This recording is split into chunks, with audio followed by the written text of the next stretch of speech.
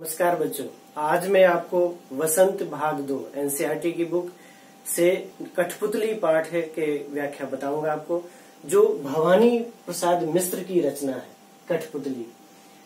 कठपुतली पाठ से पहले मैं थोड़ा सा इसके बारे में बताना चाहूंगा। कठपुतली काष्ठ शब्द से बना है। काष्ठ से बना हुआ पुतला, उसको कठपुतली कहा जाता है। कठपुतली एक लोक नाट्य की शैली है जिसमें कई चीजों का मिश्रण है। आपके वेशभूषा, चित्रकला, काष्ठ कला, इन सारी चीजों का एक मिश्रण है जो एक नाट्य शैली है। सबसे पहले कठपुतली का उल्लेख है पाणिनि की रचना अष्टाध्यायी में, नट सूत्र में इसका उल्लेख किया गया है। पौराणिक कथाओं के अनुसार भगवान शिव ने एक बार माता पार्वती को प्रसन्न करने के लिए काष्ठ अर्थात लकड़ी से बने पुतले में प्रवेश करके उनका मनोरंजन किया था। ऐतिहासिक दृष्टि से जो साहित्यिक ग्रंथ है हमारे, उसमें उज्जैन के राजा विक्रमादित्य के सिंहासन पर 32 पुतलियों के लगे होने का उल्लेख सिंहासन 32 नामक रचना में मिलता है। तो इस प्रकार से कठपुतली के बारे में जब हम चर्चा करते हैं तो इसकी प्राचीनता भी सिद्ध होती है और कठपुतली का उद्देश्य समाज का मनोरंजन करना है, साथ ही साथ शिक्षाप्रद कहानियों, शिक्षाप्रद संदेशों को भी प्रेषित करना इसका उद्देश्य है। आज अगर हम देखते हैं आज के समय में, तो विज्ञापन के क्षेत्र में मनोरंजन के लिए, समाज को एक संदेश देने के लिए हम कठपुतली का प्रयोग करते हैं। और कठपुतली को सम्मान देने के लिए 21 मार्च को विश्व कठपुतली दिवस भी मनाया जाता है। कठपुतली आज प्लास्टर ऑफ पेरिस से, कपड़े से है, कागज की लुगदी से है, लकड़ी से तो बनती ही है, तो कई चीजों से आज कठपुतली को बनाया जाता है। कठपुतली के जो अंग होते हैं वो अलग अलग जोड़ होते हैं और हर जोड़ में धागे बांधे जाते हैं। धागों को नियंत्रित करके, धागों को कंट्रोल करके ही कठपुतली को नृत्य मुद्रा में या अन्य भाव भंगिमाओं को प्रेषित उसके माध्यम से किया जाता है। धागों के माध्यम से कठपुतली के अन्य रूप भी हैं, जैसे छाया पुतली है, धागा पुतली, छड़ पुतली, दस्ताना पुतली। यानी भारत और भारत से बाहर विश्व के अनेक देशों में अनेक प्रकार की कठपुतलियों का उपयोग किया जाता है। मैं कठपुतली के माध्यम से प्राचीन काल से ही जो हमारी रामायण और महाभारत की कहानियां हैं उसको प्रदर्शित किया गया मंच पर। अमर सिंह राठौर, पृथ्वीराज चौहान, हीर रांझा जैसे जो लोक नायक हैं, लोक कहानियां हैं, उसको भी इस मंच के माध्यम से, कठपुतली के माध्यम से समाज को प्रेषित किया गया। भवानी प्रसाद मिश्र ने ही कठपुतली के महत्व को समझते हुए एक मैसेज दिया है, एक संदेश दिया है हम सबको कि कठपुतली आजादी चाहती है, स्वतंत्रता चाहती है। यानी कठपुतली के माध्यम से मानव समाज को स्वतंत्रता का मैसेज दिया है। अब हम कठपुतली के द्वारा आपको पाठ बताएंगे। कठपुतली गुस्से से उगली, ये धागे क्यों है मेरे पीछे आगे, इन्हें तोड़ दो, मुझे मेरे पांव पर छोड़ दो। एक कठपुतली है जो आक्रोश में है, आवेश में है और उसको गुस्सा आ रहा है। क्यों गुस्सा आ रहा है? क्योंकि वह धागों के बंधन से बंधी हुई है। उसके आगे और पीछे दोनों तरफ धागे बंधे हुए हैं, अर्थात वह बंधन में है, वह परतंत्र है, वह गुलाम है। वह चाहती है कि उसके ये धागे अर्थात बंधन तोड़ दिए जाएं और उसे स्वतंत्र कर दिया जाए। वह आत्मनिर्भर होना चाहती है, वह आजादी चाहती है। यानी आजादी की भावना उसके मन में जागृत हो गई।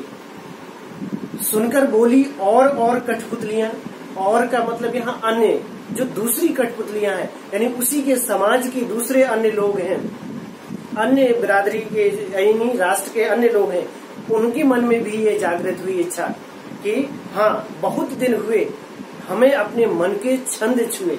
अपने मन के छंद का मतलब स्वतंत्र रहकर कोई कार्य करना, अपनी इच्छा के अनुरूप कोई कार्य करना। बहुत दिन हो गए हैं कि हमने अपनी आजादी के साथ, स्वतंत्रता के साथ कोई कार्य नहीं किया।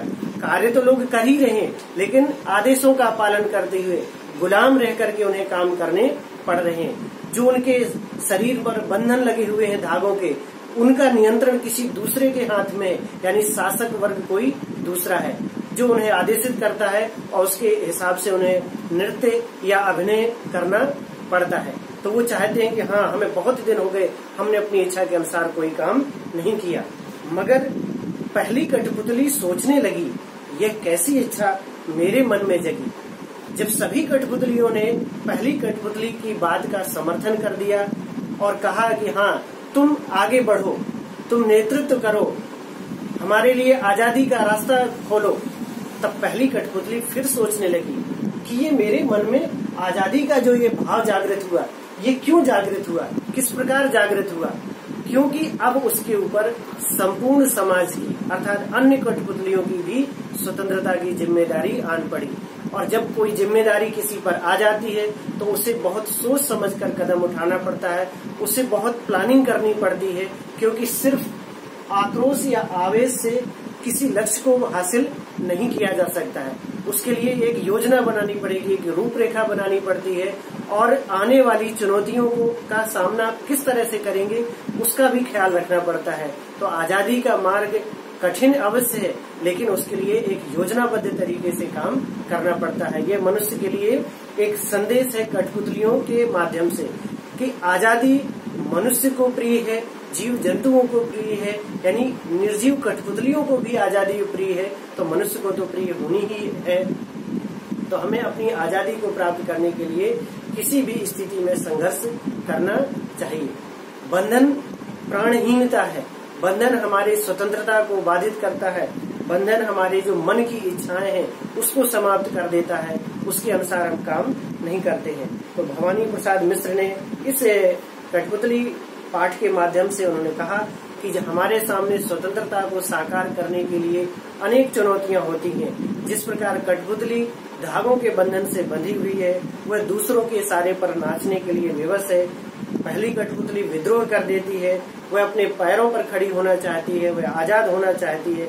अन्य कठपुतलियां भी उसकी बात का समर्थन करती है, क्योंकि आजादी सभी को प्रिय है, कौन नहीं चाहता स्वतंत्र रहना।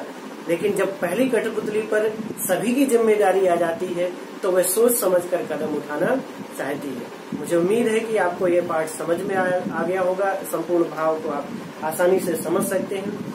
प्रश्न अभ्यास में कुछ प्रश्न हैं। कठपुतली को गुस्सा क्यों आया?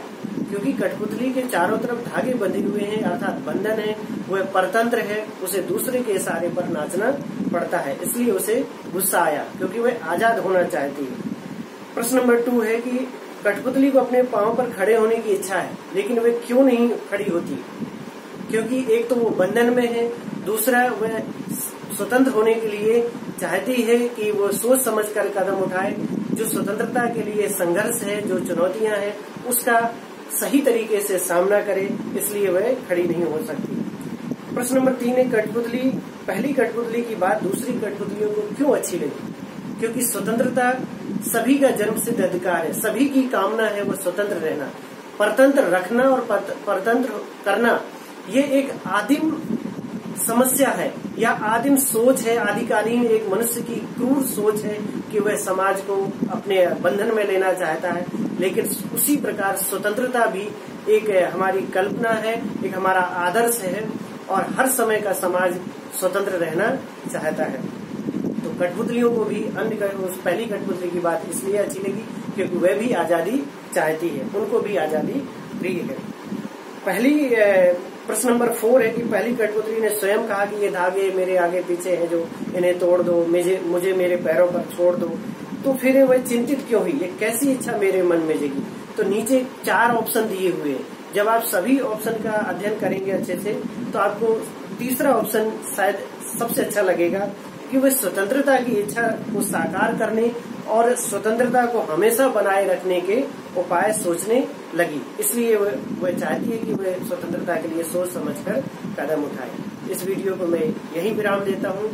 नमस्कार, धन्यवाद।